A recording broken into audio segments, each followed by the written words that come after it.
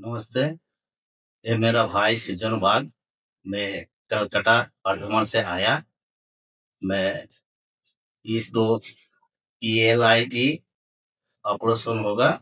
Doctor Shailesh भी इसको surgery कर दिया। वो 3 दिन हो गया। वक्त के बाद वो ज्यादा अच्छा है। तो इस हॉस्पिटल का नाम क्यूरा हॉस्पिटल बेंगलुरु। इसका सर्विस ज्यादा है।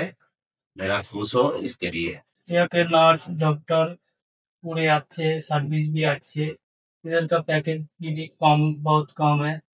यहाँ की सर्विस इतना अच्छा है, आप देखेगा तो तभी पता चलेगा। इधर यहाँ के डॉक्टर भी बहुत अच्छे हैं।